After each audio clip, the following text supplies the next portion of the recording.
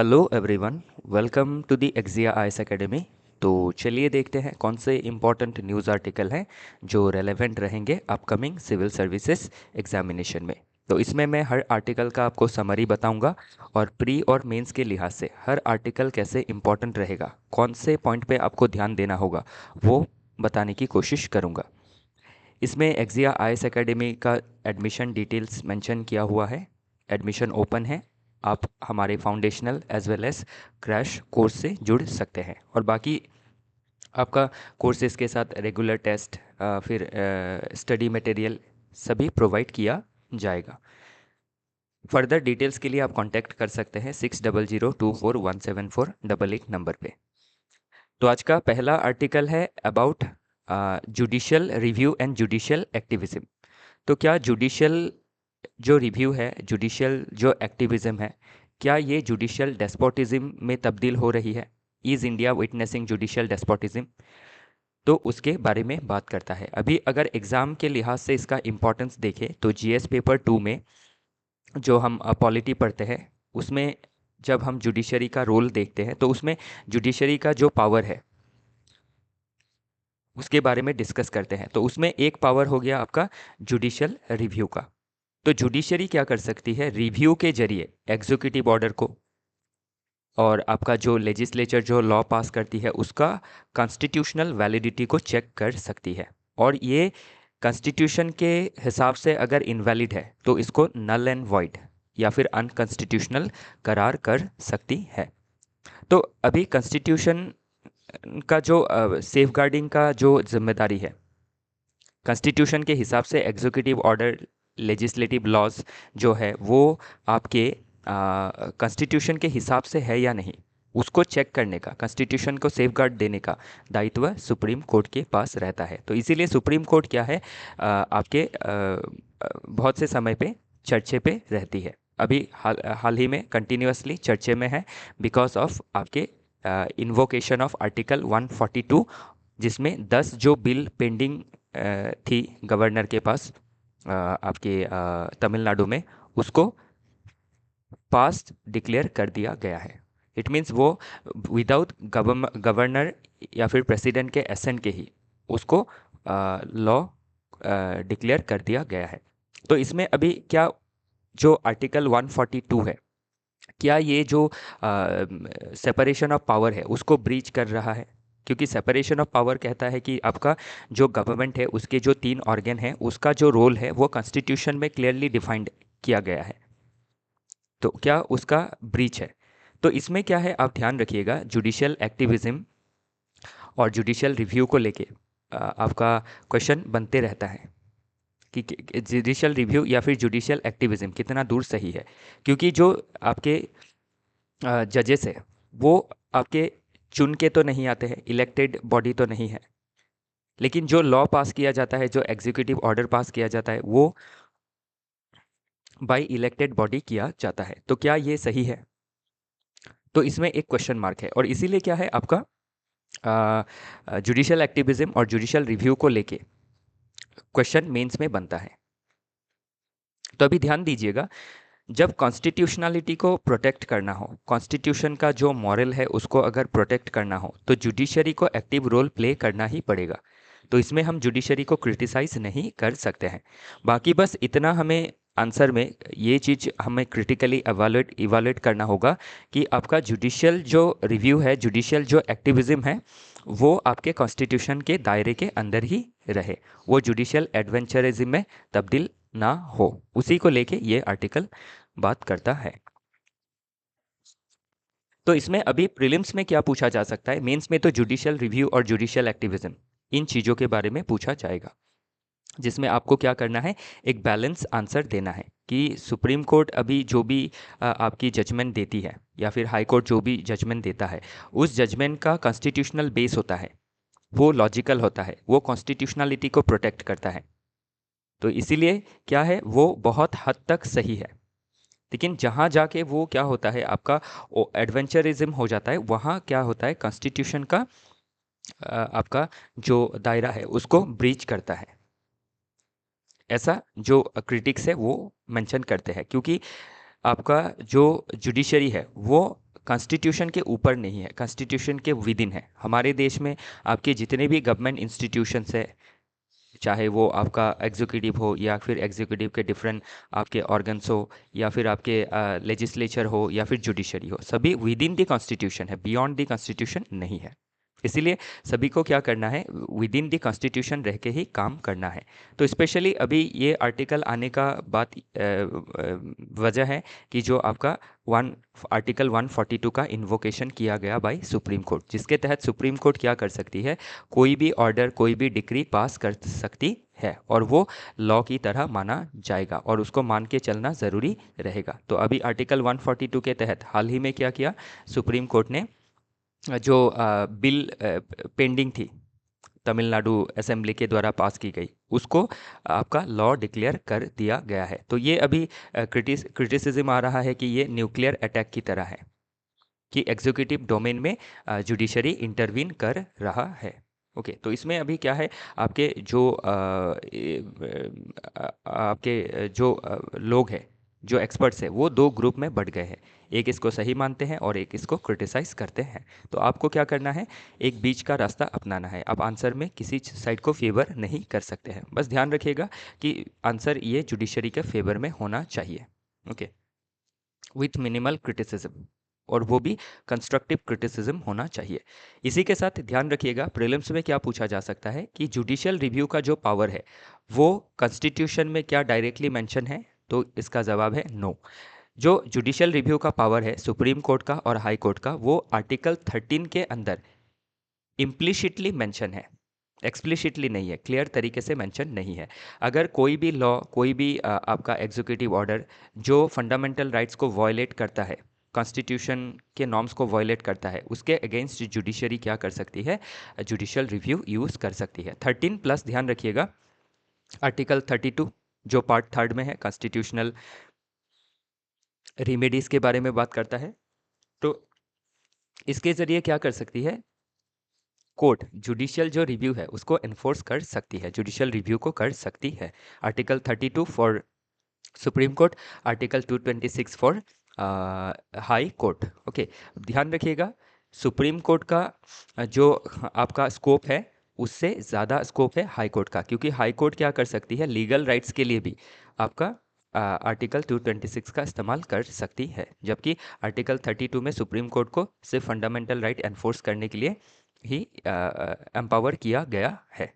Okay, बाकी तो supreme court के पास आर्टिकल 142 है ही, जिसके तहत क्या कर सकती है, फॉर कंप्लीट जस्टिस कोई भी ऑर्डर, कोई भी डिक्री पास कर सकती है। चलिए देखते हैं आगे। तो ये जो भी आर्टिकल है ये प्रीलिम्स में पूछी जा सकती है, और प्लस जब मेंस में क्वेश्चन लिखेंगे तो इन आर्टिकल का जिक्र करना होगा जब judicial activism, judicial review related question पूछे जाएंगे। ओके, और ध्यान रखिएगा जुडिशियल रिव्यू करना पड़ता ही क्यों है, जब एग्जीक्यूटिव वेकम देखा जाता है, जब एग्जीक्यूटिव इन एक्शन देखा जाता है, जब लेजिस्लेटिव इन एक्शन देखा जाता है। फॉर एग्जांपल विशाखा गाइडलाइन, तो जो वुमेन है एट वर्क प्लेस जो सेक्सुअल वायलेंस, मॉलेस्टेशन को फेस करती है, उनके प्रोटेक्शन के लिए अभी लॉ बनाना ज़रूरी है बाय दी लेजिस्लेचर, लेकिन लेजिस्लेचर ने उसमें डिले किया, एक वेकम क्रिएट किया। तो 1997 में सुप्रीम कोर्ट ने विशाखा गाइडलाइन पास की, और उसी गाइडलाइन को 2013 में आपके पोश एक्ट के हिसाब से पास किया गया। ओके, तो ये क्या है, जो वेकम है एग्जीक्यूटिव के द्वारा, एग्जीक्यूटिव को भी ध्यान रखना है कि वेकम नहीं रहना चाहिए, लोगों के फंडामेंटल राइट्स वायलेट नहीं होने चाहिए, वो चाहे बाय दी सोसाइटी हो, बाय कोई अदर प्राइवेट इंस्टीट्यूशन हो, या फिर गवर्नमेंट इटसेल्फ हो। ओके, तो इसमें वही सभी चीज़ें मेंशन की गई हैं। तो इसमें अभी what should be the way forward, तो क्या वे फॉरवर्ड होना चाहिए, तो जुडिशरी को क्या करना चाहिए, जुडिशियल सेल्फ रेस्ट्रेन का पालन करना चाहिए। क्यों, ताकि हर बात में जुडिशियल रिव्यू का इस्तेमाल ना करे, और अगर करे भी तो जो एग्जीक्यूटिव का डोमेन है उसको एनक्रोच ना करते हुए एग्जीक्यूटिव को ऑर्डर दे दिया जाए, तो वो ज़्यादा सही रहेगा। ये मैं नहीं कर रहा हूँ, ये सभी एक्सपर्ट इसमें दर्शा रहे हैं। तो अभी क्या करना है, जुडिशियल रिव्यू से क्या है, आपका जो हमारा कॉन्स्टिट्यूशनलिज्म है उसको भी प्रोटेक्ट किया जाता है फ्रॉम एग्जीक्यूटिव कैप्चर। तो उस हिसाब से जुडिशियल रिव्यू, जुडिशियल एक्टिविज्म सही भी है। ओके, तो दोनों ही चीज़ें इसमें कही गई है। सेल्फ रिस्ट्रेन भी रखना है और अवेयर भी रखना है कि एग्जीक्यूटिव कॉन्स्टिट्यूशन को कैप्चर ना कर ले, कॉन्स्टिट्यूशन का जो कॉन्स्टिट्यूशनलिज्म है, कॉन्स्टिट्यूशनलिटी है, उसको वायलेट ना करे। फिर इसमें ट्रांसपेरेंसी लाने के बारे में भी कही गई है कॉलेजियम सिस्टम में, जिसको आपका एलिगेशन लगाया जाता है कि ये सिस्टम जो है बहुत ज़्यादा ओपेक है और नेपोटिज्म को सपोर्ट करता है। फिर एग्जीक्यूटिव और लेजिस्लेचर के लिए क्या इसमें गाइडलाइन है या फिर क्या गाइडेंस है कि जुडिशरी को हर बात में आपका वेलिफिकेशन या फिर क्रिटिसाइज ना करे, क्योंकि जुडिशरी जो भी काम करती है वो आपके कॉन्स्टिट्यूशन के मुताबिक करती है। एग्जीक्यूटिव और लेजिस्लेचर को भी ध्यान रखना है कि कॉन्स्टिट्यूशन में जो मैंडेट दिया गया है उसके हिसाब से काम हो, और जो वैकम क्रिएट या फिर जो वैकम रह जाता है उसको वो ना रखे। अगर एग्जीक्यूटिव लेजिस्लेचर अच्छी तरीके से काम करेंगे, कॉन्स्टिट्यूशनली काम करेंगे, तो जुडिशरी को इंटरवीन करना ही नहीं पड़ेगा। वो जुडिशरी आपके बाहर से ही क्या करेगी, देखती रहेंगी। और अगर ब्रीच करते हैं कॉन्स्टिट्यूशनल प्रिंसिपल को, कॉन्स्टिट्यूशनल मोरालिटी को, तो ये जुडिशरी का लीगल दायित्व है, कॉन्स्टिट्यूशनल दायित्व है कि इसको प्रोटेक्ट करे। ओके, ध्यान रखिएगा। बाकी जो सिविल सोसाइटी है या फिर मीडिया है, उनके लिए क्या है कि इन्फॉर्मेशन को प्रमोट करें, मिस इन्फॉर्मेशन को प्रमोट ना करे, ताकि अगर जुडिशरी को क्रिटिसाइज करना भी हो तो उसका फेयर क्रिटिसिज्म हो, ना कि अनफेयर क्रिटिसिज्म हो। ओके, क्योंकि आप हाफ इंफॉर्मेशन के साथ, मिस इन्फॉर्मेशन के साथ, डिस इन्फॉर्मेशन के साथ आप जो क्रिटिसिज्म करेंगे वो फेयर नहीं रहेगा। For fair criticism, for justified criticism, for constructive criticism, people has to be informed in a proper way, especially by the media। तब सिविल सोसाइटी क्या कर सकती है, आपकी अच्छा स्टैंड ले सकती है। ओके, और कॉन्स्टिट्यूशनल जो लिटरेसी है उसको प्रमोट करना ज़रूरी है। कॉन्स्टिट्यूशनल लिटरेसी में आपका कॉन्स्टिट्यूशन क्या है, कॉन्स्टिट्यूशनल जो वैल्यूज़ है, जो मोरालिटी है वो क्या है, उसको लेके हमारा क्या रिस्पॉन्सिबिलिटी है। तो अभी कॉन्स्टिट्यूशन का प्रोटेक्शन का जो जिम्मेदारी है वो सिर्फ जुडिशरी के पास तो नहीं है, और जुडिशरी जब प्रोटेक्ट करने लगती है तो हम क्रिटिसाइज करने लग जाते हैं। तो इसीलिए हमें भी क्या करना है, इन्फॉर्म सिटीजन बनना है और समझना है कि जुडिशरी जो काम कर रही है वो कितने दूर तक आपका फेयर है। ओके, क्योंकि आपका जुडिशरी का जो भी फंक्शन होता है वो मोस्टली आपका फेयर ही होता है, कॉन्स्टिट्यूशनल ही होता है, कॉन्स्टिट्यूशनल मॉरलिटी को प्रोटेक्ट करने के लिए ही होता है, फंडामेंटल राइट्स को अपहेल्ड करने के लिए ही होता है। ध्यान रखिएगा। ओके, नेक्स्ट आर्टिकल बात करता है unfinished agenda of the country's urban governance. तो इसमें आपकी ध्यान रखिएगा, दो टॉपिक आज आए हैं न्यूज़पेपर में, ये वाला और अभी जो दिखा। तो इसमें आपका the missing link in India's urban revival और plus unfinished agenda of the country's urban governance. तो अर्बन गवर्नेंस में अभी भी जो आपका अनफिनिश्ड एजेंडा है, मतलब अर्बन गवर्नेंस अभी भी क्या प्रॉब्लम फेस कर रही है। आपके 74th कॉन्स्टिट्यूशनल अमेंडमेंट पास होने के बाद कॉन्स्टिट्यूशनल स्टेटस दे दिया गया अर्बन गवर्नेंस को, लेकिन अभी भी अर्बन गवर्नेंस में क्या है, आपकी बहुत सारी ड्रॉबैक्स देखी गई है। और ये ड्रॉबैक का रीज़न क्या है कि कॉन्स्टिट्यूशन के हिसाब से जो फंक्शन डिवोल्यूशन करने चाहिए थे स्टेट गवर्नमेंट को टुवर्ड्स अर्बन गवर्नेंस, वो नहीं किया गया है। तो टोटल 18 सब्जेक्ट्स आते हैं under 12th schedule of the Indian constitution. जब 74th कॉन्स्टिट्यूशनल अमेंडमेंट एक्ट लाया गया 1992 में, 73rd में आपका पंचायती राज इंस्टीट्यूशन आया, 74th में अर्बन लोकल बॉडीज आई, तो पंचायत को 29 सब्जेक्ट दिया गया इन 11 शेड्यूल, और 12th शेड्यूल 18 सब्जेक्ट दिया गया फॉर अर्बन लोकल बॉडीज़। लेकिन ये डिपेंड करता है स्टेट गवर्नमेंट के ऊपर कि स्टेट गवर्नमेंट अभी जो आपकी पावर्स है वो आपके स्टेट गवर्नमेंट अर्बन गवर्नमेंट के साथ शेयर करती है या नहीं, लेकिन शेयर नहीं किया गया है। आपका 18 सब्जेक्ट्स में से 5-7 सब्जेक्ट ही शेयर किए गए हैं, और इसी के अलावा ये देख सकते हैं only 5 out of 18 subjects in schedule 12। Okay, तो इसीलिए क्या है, ये आपका फंक्शन जो है डिवोल्यूशन करना ज़रूरी है। इसी के साथ जो फंड है वो भी क्या है, अर्बन लोकल बॉडीज़ के पास कम है। तो अभी स्टेट गवर्नमेंट क्या करती है जो फंड स्टे आपका अर्बन लोकल बॉडीज़ को देना चाहिए डिफरेंट आपके अर्बन एरियाज़ को डेवलपमेंट के लिए, वो स्टेट गवर्नमेंट खुद ही स्पेंडिंग करती है। तो इससे क्या होता है, अर्बन लोकल बॉडीज़ जो है वो लोकल लेवल पे जितना उनको काम करना चाहिए उतना नहीं कर पाती है। तो इसीलिए आप अर्बन एरिया में पोल्यूशन का प्रॉब्लम हो, पोल्यूशन में वाटर पोल्यूशन हो, आपका एयर पोल्यूशन हो, लैंड का पोल्यूशन हो, ओके, फिर आपका सीवेज का प्रॉब्लम हो, ड्रिंकिंग वाटर का प्रॉब्लम हो, सैनिटेशन का प्रॉब्लम हो, ये प्रॉब्लम अर्बन एरियाज़ में कंटिन्यूअसली आपकी ग्रीम होती दिख रही है। डिफरेंट शॉर्ट ऑफ डिज़ास्टर्स में आपके, वो चाहे अर्थक्वेक रिलेटेड कोई डिज़ास्टर्स हो या फिर आपके फ्लड रिलेटेड डिज़ास्टर्स हो, ये कंटिन्यूअसली देखने को मिल रहे हैं। सिटीज़ जो है वो अनसस्टेनेबल बनती जा रही है। तो इसका रीज़न क्या है कि जो आपका अर्बन गवर्नेंस है उसमें जो आपका पावर का डिवोल्यूशन होना चाहिए था, फंड, फंक्शन एंड फंक्शनरीज का, फंड की कमी है, फंक्शंस तो दिए नहीं गए हैं, सिर्फ 5 फंक्शंस, और जो फंक्शनरी है जो काम करती है उनके अंदर भी कैपेसिटी कम है, ट्रेनिंग कम है, स्टाफ की शॉर्टेजेस है। तो इन सभी चीज़ों को दूर करना ज़रूरी रहेगा। तो इसमें आप देख सकते हैं 42% रिसोर्स एक्सपेंडिचर गैप है, 37 से लेके 44% तक एवरेज वैकेंसी देखी जाती है म्यूनिसिपैलिटी में। फिर आपका प्लानिंग डेफिसिट भी देखा जाता है, जो ministry of housing and urban affairs है, underutilised 33% of fund underutilised है। इसके अलावा भी आप देख सकते हैं कि पैरेलल डिफरेंट आपके इंस्टीट्यूशन बनाए गए हैं फॉर अर्बन डेवलपमेंट, जैसे अर्बन डेवलपमेंट अथॉरिटी, जल बोर्ड। तो म्यूनिसिपैलिटी के पैरेलली अगर ऐसे डिफरेंट स्टेट और सेंटर के आपके अथॉरिटीज़ रहेंगे तो उससे क्या है, जो अर्बन एडमिनिस्ट्रेशन है, जो कॉन्स्टिट्यूशनल बॉडी है, उसका ऑटोनॉमी, उसका फंक्शन डाइल्यूट होता है, और जो फंड है वो भी आपका क्या हो जाता है, म्यूनिसिपैलिटी के पास कम आता है।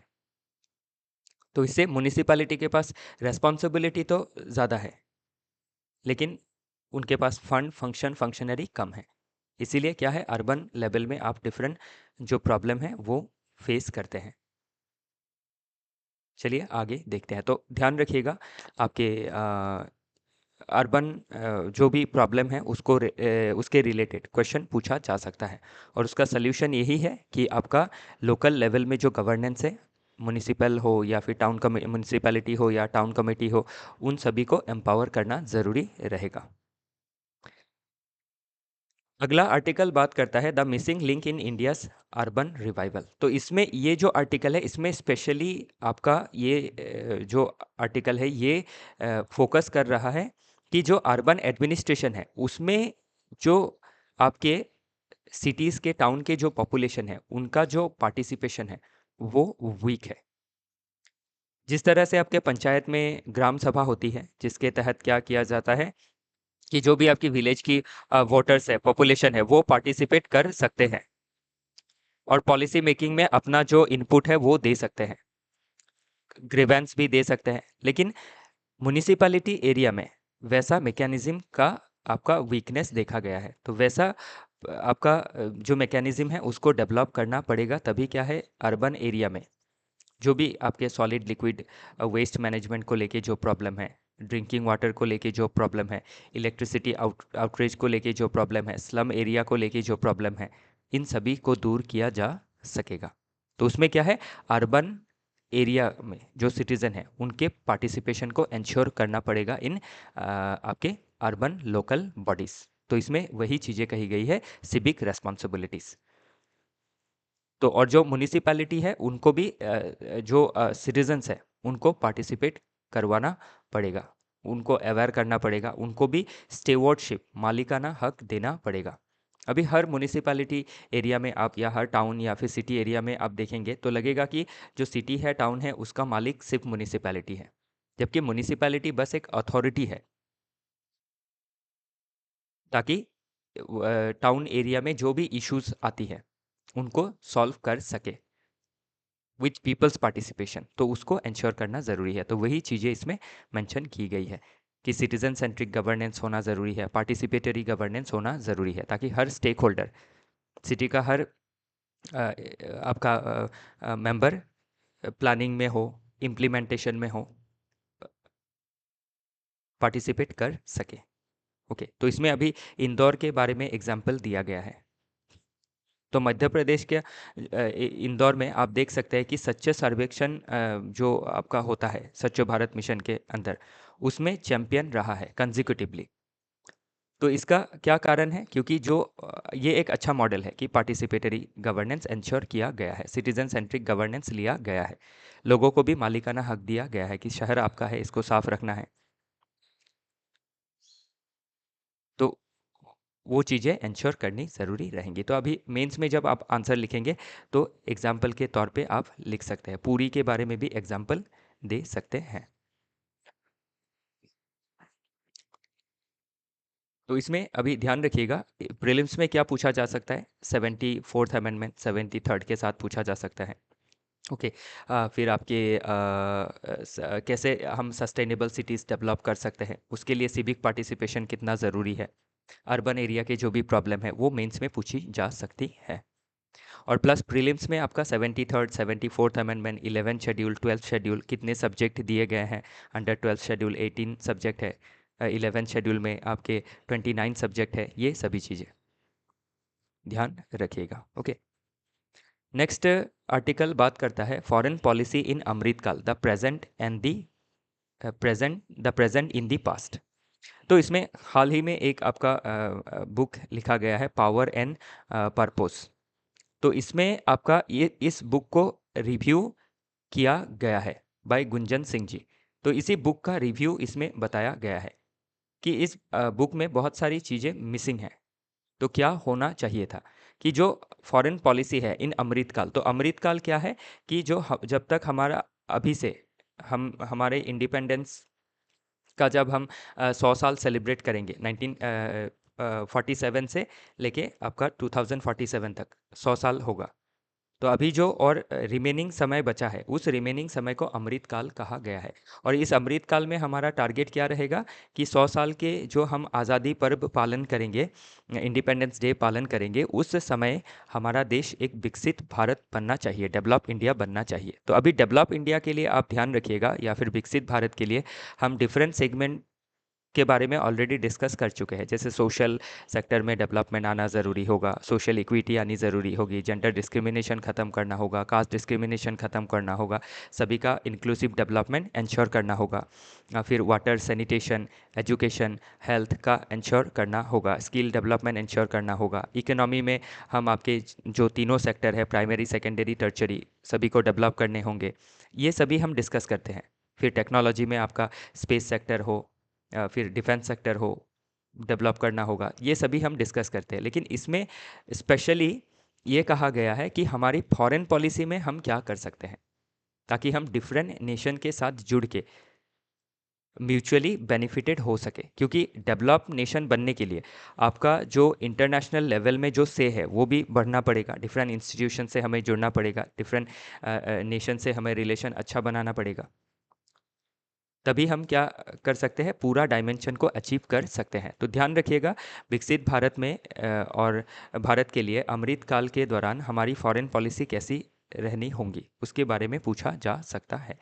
तो अभी अगर पास्ट में हमारा फॉरेन पॉलिसी देखें तो हम नॉन अलाइनमेंट को अपना मेन पॉलिसी रखते थे, नॉन अलाइनमेंट हो, पंचशील हो। तो अभी उसको हम अभी कंटिन्यू रख रहे हैं, क्योंकि नॉन अलाइनमेंट क्या कहता है कि हमें क्या करना नहीं है कि जो वारिंग कैंप है उनके साथ हमें एसोसिएट नहीं होना है, किसी का पक्ष हमें नहीं लेना है। तो नॉन अलाइनमेंट खत्म नहीं हुआ है, नॉन अलाइनमेंट 2 चालू हुआ है जो हमारे स्ट्रैटेजिक ऑटोनॉमी को दर्शाता है।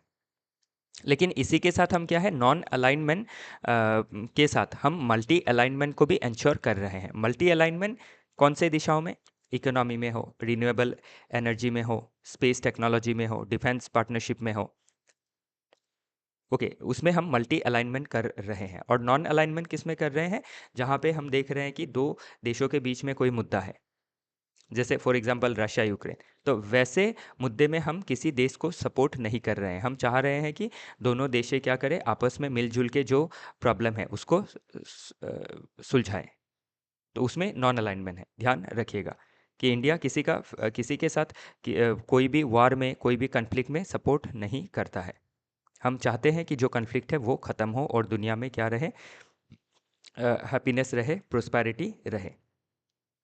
बाकी सोशियो इकोनॉमिक कोऑपरेशन में हम मल्टी अलाइनमेंट को अपना रहे हैं। ओके, और उसमें हम मल्टी अलाइन जो हमारा अप्रोच है उसमें हम टाइज को डिफरेंट रीजन के साथ बैलेंस कर रहे हैं, जैसे यूएस रशिया के बीच में, यूएस चाइना के बीच में। तो उस बैलेंसिंग को हमें रखना होगा, हमें किसी को फेवर नहीं करना है कॉन्फ्लिक्ट में। बाकी सोशियो इकोनॉमिक कोऑपरेशन हो, रिन्यूएबल एनर्जी में कोऑपरेशन हो, साइंस एंड टेक्नोलॉजी में कोऑपरेशन हो, स्पेस की फील्ड में कोऑपरेशन हो, वो हमें इंश्योर करना है।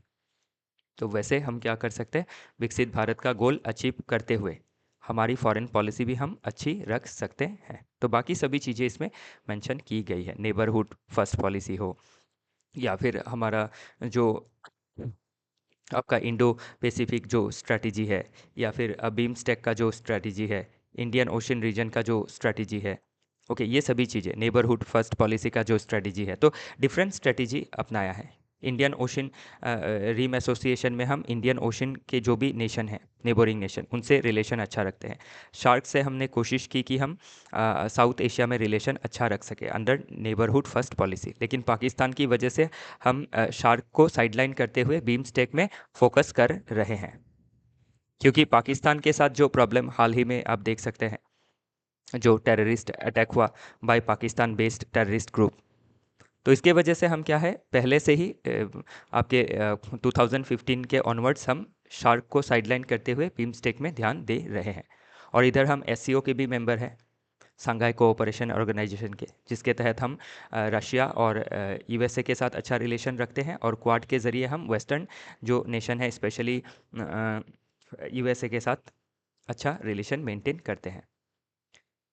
तो ये सभी क्या है, और G20 के तहत हम डेवलपिंग नेशंस के साथ, फिर आपका जो ब्रिक्स है उसके तहत हम आपका डेवलपिंग नेशंस के साथ रिलेशन अच्छा बनाए हुए हैं। तो ये क्या है, इंडिया का स्ट्रैटेजिक ऑटोनॉमी है, मल्टी अलाइनमेंट भी है और नॉन अलाइनमेंट भी है। ध्यान रखिएगा, नॉन अलाइनमेंट खत्म नहीं हुआ है, तो नॉन अलाइनमेंट 2 है, जिसमें हम अभी भी स्ट्रैटेजिक ऑटोनॉमी को इंश्योर कर रहे हैं with multi alignment, with balancing ties with different Nations. Okay, चलिए आगे देखते हैं। तो इसमें इस तरह के क्वेश्चन बन सकते हैं, ध्यान रखिएगा। ओके, तो इंडियाज फॉरेन पॉलिसी इन अमृत काल must balance strategic autonomy with global leadership ambition, critically examine. तो ये सभी चीज़ें अमृत काल को लेके कैसे ग्लोबल ऑर्डर को लिंक करके क्वेश्चन पूछा जा सकता है, तो ये ध्यान रखिएगा। ओके, तो कैसे जो नेहरूवियन पॉलिसी थी, नॉन अलाइनमेंट 1, फिर कैसे आज के समय पे हम मल्टी अलाइनमेंट कर रहे हैं और स्ट्रैटेजिक ऑटोनॉमी को भी इंश्योर कर रहे हैं under non alignment 2। Okay, next article बात करता है जो पहलगाम में आपका टेरर अटैक हुआ, स्पेशली इसमें क्या किया गया, जो पर्टिकुलर हिंदू कम्युनिटी है उनको टारगेट किया गया। तो इसमें अभी ये जो टेरर अटैक था,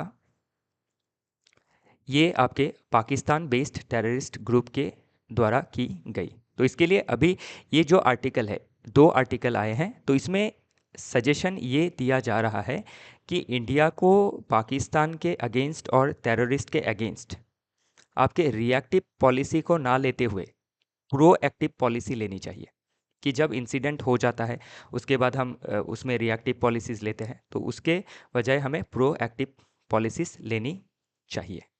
तो वही सभी सुझाव इसमें दिए गए हैं, और आने वाले समय पे और भी डिफरेंट आर्टिकल आएंगे, तो हम इसमें जो डेवलपमेंट्स और रहेंगे उसको ट्रेस करेंगे। ओके, बाकी जो अटैक था काफ़ी वो दुखद था, और उसके साथ आपके डिफरेंट जो फिनोमेना है उसको भी जोड़ के देखा जा रहा है।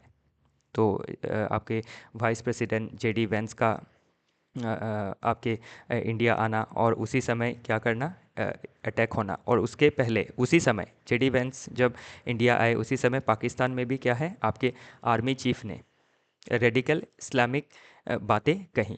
तो ये सभी चीज़ें क्या है, लिंक करती हैं चीज़ों को। तो इन चीज़ों को क्या करना है, आपको लिंक करके समझना है।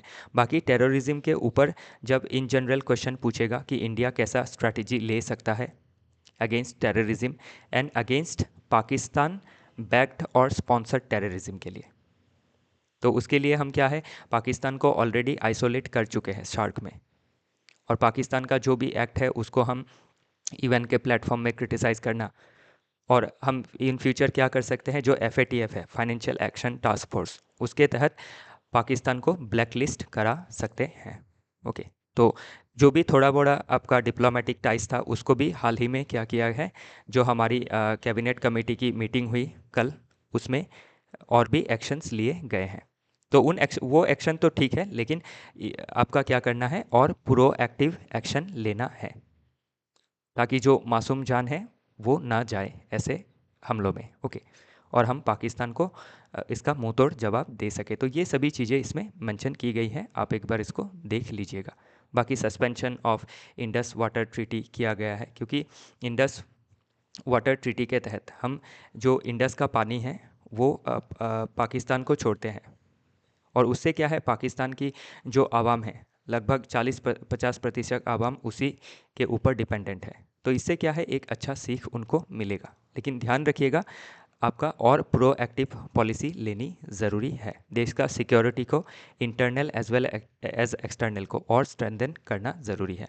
बाकी पोटेंशियल नेक्स्ट स्टेप जो मैंने अभी आपको बताया कि हम FATF का इस्तेमाल करके पाकिस्तान का जो दोगलापन है, डुप्लिसिटी है, उसको एक्सपोज कर सकते हैं। प्लस हम covert counter intelligence operation by रॉ IB उसको भी और स्ट्रेंथन कर सकते हैं। डिप्लोमेटिक आइसोलेशन कर सकते हैं पाकिस्तान का इन OIC, UNO, फिर शार्क लेवल पे ऑलरेडी साइडलाइन किया गया है। तो ये सभी चीज़ें ज़रूरी रहेंगी। और ध्यान रखिएगा, एग्ज़ाम में आपका इस बार मेंस में टेररिज्म रिलेटेड क्वेश्चन पूछी जाएंगी। ओके, पूछी जाने की पूरी संभावनाएं हैं, तो उसको ध्यान रखिएगा,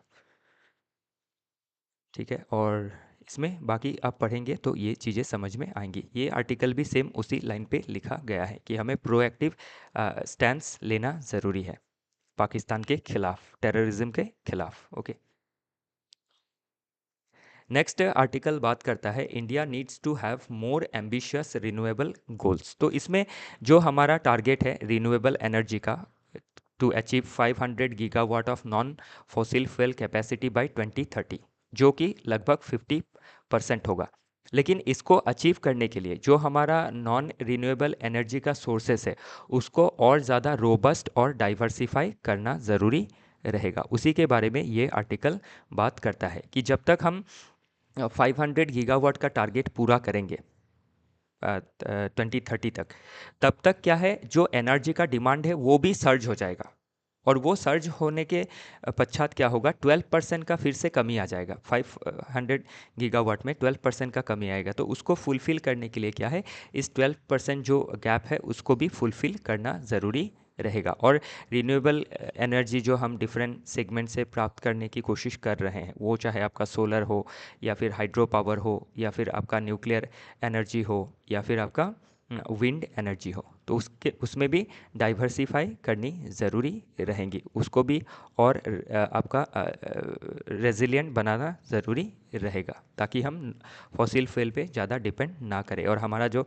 टारगेट है 2070 तक आपका नेट ज़ीरो बनना और 2047 तक विकसित भारत बनना, उसके लिए हमें रिन्यूएबल एनर्जी को डाइवर्सिफाई करना ज़रूरी रहेगा। तो उसी के ऊपर ये आर्टिकल बात कर रहा है, और इसमें ज़्यादा फोकस दे रहा है कि पॉपुलेशन सर्ज हो रहा है और जो इलेक्ट्रिसिटी है उसका डिमांड भी बढ़ रहा है, और अगर रिन्यूएबल एनर्जी से वो डिमांड पूरा नहीं हुआ तो आपका फॉसिल फ्यूल को यूज़ करना पड़ेगा, कोल और बर्न करना पड़ेगा फॉर थर्मल इलेक्ट्रिसिटी। तो उससे क्या होंगी, जो पोल्यूशन है वो बढ़ेगा, जो हमारे इकोनॉमी के लिए, सस्टेनेबल डेवलपमेंट के लिए सही नहीं है। और हमारा जो इंटरनेशनल कमिटमेंट है अंडर आपके Paris climate agreement and Panchamrit strategy, वो भी फुलफिल नहीं हो पाएगा। तो उसी को ध्यान में रख के इन सभी चीज़ों को करना ज़रूरी रहेगा। नेक्स्ट आर्टिकल बात करता है रिगार्डिंग IMF आउटलुक। तो IMF आपका world economic outlook report publish करता है। तो हाल ही में उन्होंने अप्रैल का world economic outlook report publish किया है। तो इसमें आपका मेंशन किया है कि जो वर्ल्ड की इकोनॉमी है वो कैसे स्लो डाउन में जा रही है। तो पहला आपका फोरकास्ट था जनवरी में 3.3%, तो वो अभी घट के हो गया है 2.8%। तो इसका जो मेन वजह है वो तो आप देख ही रहे हैं कि स्पेशली जो यूएस का टैरिफ पॉलिसी है, और इसके बाद जो चाइना का काउंटर टैरिफ मेजर्स है। तो ये जो ग्लोबल लेवल पे जो ट्रेड वार है, जो प्रोटेक्शनिस्ट मेजर है, इसकी वजह से क्या हो रहा है, इकोनॉमी को एक नेगेटिव सिग्नल जा रहा है, और उससे इकोनॉमी क्या है, खुद भी डर रही है, प्रोडक्शन कम कर रही है, जो ट्रेड डाइवर्सिफाई है वो कम हो रहा है, और इसी के वजह से क्या है, आपका ग्लोबल स्लो डाउन देखने को मिल रहा है। लेकिन ध्यान रखिएगा, इंडिया के जो इकोनॉमिक ग्रोथ है वो बहुत ज़्यादा रेजिलियंट है। जो कल हमने एक आर्टिकल देखा था ना कि हम एक कंजम्पशन ड्रिवन इकोनॉमी है, और इंडिया में आपके वो चाहे वर्कफोर्स पॉपुलेशन हो या फिर कंज्यूमर हो, बहुत ज़्यादा है। तो इससे हमारा क्या है, एक डोमेस्टिक इकोनॉमी में हमारा रेजिलियंस है, जिसके तहत हम क्या है, अभी भी वर्ल्ड के आपके फास्टेस्ट ग्रोइंग इकोनॉमी में है, जिसका ग्रोथ रेट बाकी देश की तुलना में बहुत अच्छा है। जबकि ग्लोबल रेट आपका अगर 3% है, तो इंडिया का मोर देन 6% है। ओके, तो वही सभी चीज़ें इसमें मेंशन की गई है, और इसमें आपका सुझाव भी दिया गया है। तो इंडिया का पॉइंट ऑफ व्यू तो रखना पड़ेगा, क्योंकि मेंस में वही चीज़ें पूछी जाएंगी। तो इसमें ये सुझाव दिया गया है कि हमारा डोमेस्टिक सेक्टर को हमें रेजिलिएंट बनाना है, और हमारा जो एक्सपोर्ट है उसको डाइवर्सिफाई करना है। सिर्फ यूएसए के ऊपर हमें रिलाई नहीं करना है। और जो डिफरेंट रीजन है, एशियन रीजन है, अफ्रीकन रीजन है, यूरोपियन रीजन है, तो उन सभी देशों के साथ हमें ट्रेड डील करना ज़रूरी है, ताकि जो शॉक हमें देखने को मिल रहा है बाई यूएसए, वो हम मिटिगेट कर सकें। नेक्स्ट आर्टिकल बात करता है 84% of world's coral reef hit by worst bleaching even on record. तो जो कोरल ब्लीचिंग है, अभी कोरल क्या है, ये एक आपका जो मरीन एनवायरनमेंट में पाया जाने वाला एक एनिमल है, जिसका क्या होता है, एक सिम्बायोटिक रिलेशन होता है विथ जूजेंथेली। तो ये जो जूजेंथेली है और जो कोरल है, ओके, तो जूजेंथेली क्या है, ए शॉर्ट ऑफ एल्गेई है, और कोरल अ शॉर्ट ऑफ क्या है, मरीन आपका एनिमल है, जो आप कलरफुल देखते हैं ना ओशन बेड पे, तो वो हो गया आपका कोरल। तो उसी के साथ जूजेंथेली रहती है, और ये दोनों ही एक दूसरे को सपोर्ट करते हैं।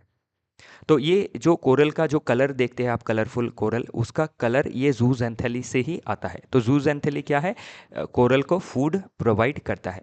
लेकिन एक्सेसिव आपके हीट की वजह से, ओके, इसमें कारण मेंशन किए गए हैं, बिकॉज ऑफ क्लाइमेट चेंज, जो आपका ओशन का टेम्परेचर है वो लगातार इंक्रीज होता जा रहा है, और जो कोरल है या फिर जो जूजेंथेली है, वो एक लेवल के टेम्परेचर के बाद उसको झेल नहीं पाते हैं, और ये आपके मरने लगते हैं। तो इससे क्या होता है, जो आपका मरीन इकोसिस्टम है वो खराब हो जाता है, क्योंकि आप ध्यान रखिएगा कि एक फूड चेन होता है या फिर एक फूड वेव होता है, तो बाकी जो आपकी एनिमल है वो भी सस्टेन नहीं कर पाएंगी, जो मरीन एनिमल है।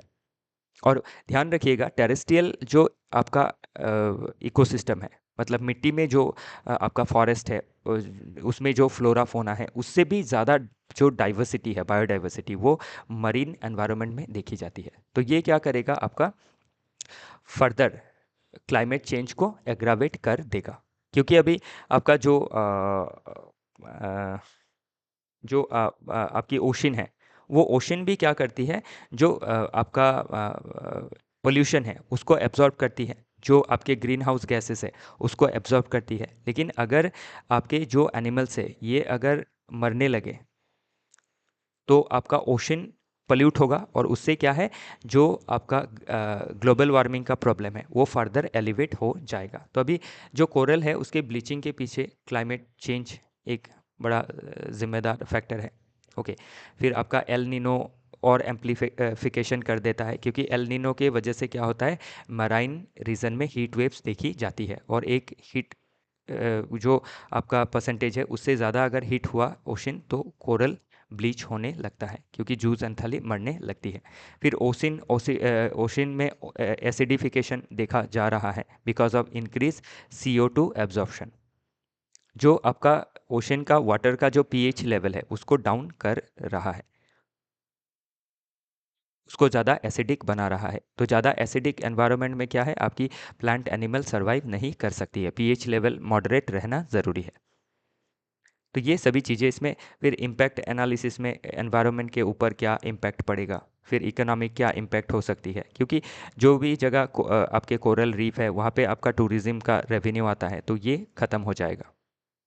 ओके, तो इसमें बाकी जो जियो पॉलिटिकल इम्पैक्ट देखें तो Indonesia, Philippine, Australia, Sicilies, Caribbean state, तो ये स्टेट्स क्या है, आपके इसमें सोशियो इकोनॉमिक अपहीबल देखा जा सकता है, क्योंकि आप अभी ऑस्ट्रेलिया में जो ग्रेट रीफ बैरियर है सबसे बड़ा कोरल एरिया है, तो ये कोरल जब ब्लीचिंग होगा तो इन देशों के इकोनॉमी में भी आपका नेगेटिव इम्पैक्ट पड़ेगा। बाकी ध्यान रखिएगा, आपके GS पेपर 3 में कोरल ब्लीचिंग रिलेटेड क्वेश्चन पूछे जा सकते हैं, और जब क्लाइमेट चेंज का क्या असर पड़ रहा है आपके टेरेस्टेरियल इकोसिस्टम में और मराइन इकोसिस्टम में, तो वो आपको जब लिखेंगे तो ये भी उसमें मेंशन कर सकते हैं, कोरल ब्लीचिंग के बारे में आप उसमें मेंशन कर सकते हैं। ओके, चलिए आगे देखते हैं। नेक्स्ट आर्टिकल बात करता है critical minerals, India must step up it's strategies. तो क्रिटिकल मिनरल अभी क्या है, ऐसे मिनरल जिसके जिसके इस्तेमाल से मॉडर्न इकोनॉमी में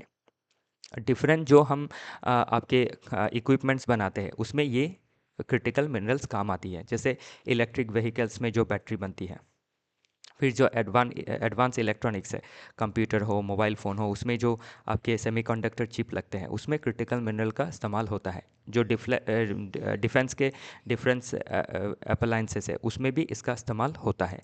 फिर क्लीनर एनर्जी के लिए जो सोलर फोटोवोल्टिक पैनल बनाए जाते हैं उसमें आपका क्रिटिकल मिनरल का इस्तेमाल होता है, विंड टर्बाइन में, बैटरीज में। तो इसीलिए क्या है, क्रिटिकल मिनरल हमारे इकोनॉमिक डेवलपमेंट के लिए काफ़ी इम्पोर्टेंट एलिमेंट है। तो अभी क्रिटिकल मिनरल में सबसे ज़्यादा कौन क्रिटिकल मिनरल को माइन करता है या प्रोसेस करता है, बाय चाइना। लगभग 60% माइनिंग करता है, 80% रिफाइनिंग कैपेसिटी है उनके पास, तो इनके ऊपर ज़्यादा डिपेंड रहना पड़ता है। तो इसका क्या हमारा वे फॉरवर्ड है, हम क्या कर सकते हैं इसमें।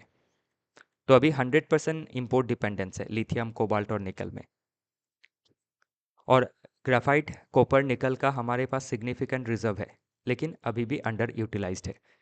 तो इसके लिए गवर्नमेंट अभी क्या कर रही है, नेशनल क्रिटिकल मिनरल मिशन को लिया है, जिसके तहत 16,300 करोड़ खर्च करने हैं ताकि हम माइनिंग कर सके और रिफाइन कर सके। और इसी के साथ क्या है, strategic MOU, memorandum of understanding sign की गई है with Chile, Argentina, Australia and Democratic Republic of Congo के साथ, ताकि हम इन देशों से क्रिटिकल मिनरल को अचीव कर सके। और इसके लिए आपको पता ही है, खनिज विदेश इंडिया लिमिटेड है जो इस सेक्टर में जुड़ी हुई हैं। तो ये सभी चीज़ें प्री के लिए भी इम्पॉर्टेंट रहेंगी, किसके साथ स्ट्रेटेजिक MOU हुए हैं, क्रिटिकल मिनरल मिशन में कितने पैसे खर्च करने हैं। तो ये सभी चीज़ें प्रीलिम्स में पूछी जा सकती है और मेंस में भी सीधा सीधा क्वेश्चन बन सकता है क्रिटिकल मिनरल्स के इम्पोर्टेंस के बारे में। तो इसीलिए कौन से सेक्टर में इम्पोर्टेंट रहेंगे ये सभी आपको जानना ज़रूरी है फॉर मेंस आंसर राइटिंग।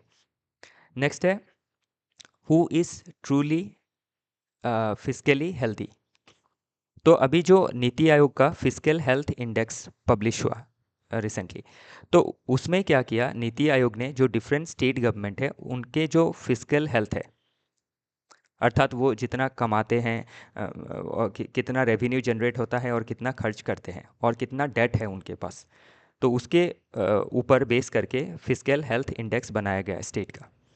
तो ये जो इंडेक्स बनाया गया, इसमें रैंकिंग दी गई, तो इसमें क्या है, आपके जो डेवलप स्टेट देखे गए हैं जैसे तमिलनाडु, केरला, इनका जो रैंकिंग है वो थोड़ा नीचे है, लेकिन बाकी जैसे उड़ीसा जैसे स्टेट ऊपर है। तो इसमें ये चीज़ मेंशन की गई है कि जो आपका फॉर्मूला लिया गया है bye NITI Aayog for physical health index, उसमें लेक्यूनास देखी गई है कि अभी जैसे तमिलनाडु जैसे स्टेट जो आपके क्या कर रहे हैं, इंफ्रास्ट्रक्चर में, हेल्थ में, एजुकेशन में बहुत ज़्यादा खर्च कर रहे हैं।